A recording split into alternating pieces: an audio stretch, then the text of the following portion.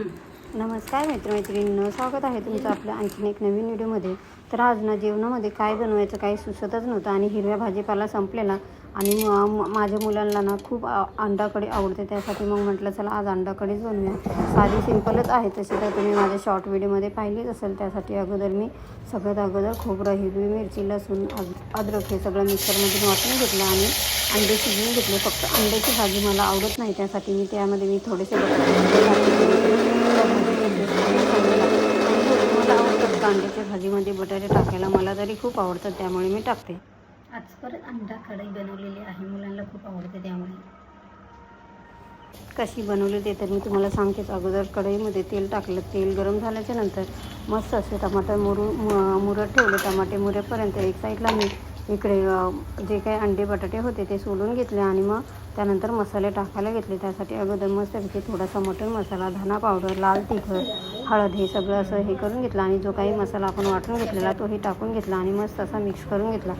जोपर्यंत त्या भाजीला म्हणजे मसाल्याला तेल सुटत नाही तोपर्यंत त्यामध्ये पाणी टाकलं नाही आणि त्यानंतर मस्त असं पाणी टाकून घेतलं आणि आपले बटाटे अंडे तर कटिंग करून झालेलेच. तोपर्यंत मग आपली भाजीही उकळली.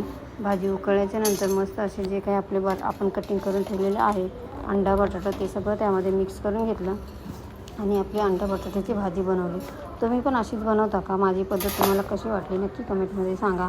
आणि त्यानंतर मग थोडा वेळ झाकण ठेवलं आणि ते हे पाहू शकतो तुम्ही आपल्या अंड्याकडे किती छान दिसत आहे. हे अंड्याकडे माझ्या मुलांना खूप आवडते. मी जेव्हा पण बनवते ते त्यांना खूप आवडीने खातात. त्यानंतर मग दुपारच्या तुम्ही बघू शकता आता आम्ही उनो अनबॉक्सिंग करणार आहे लक्ष्मीकून. आणि हे आम्ही फ्लिपकार्टवरून पहिल्यांदा मागवलं. जे 6 मिनिटाची डिलिव्हरी बोलतात ते लोक, पण 6 मिनिटात ते काही येत नाही.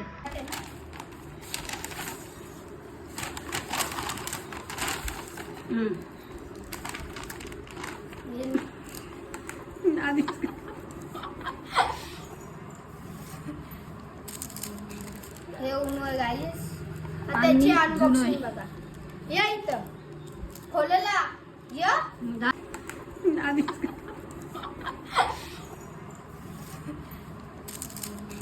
हे उनो गाईस त्याची अनबॉक्सिंग करून घेतली आणि पिऊला बोलतो ये इकडे अनबॉक्सिंग करायला. बघितलं का याचं.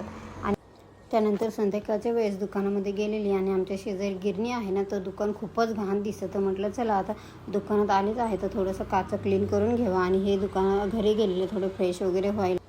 म्हटलं चला आता हे गेलेत फ्रेश व्हायला तर आपण थोडं दुकान क्लीन करून घेऊया जेणेकरून आपलं दुकान अजून छान दिसेल.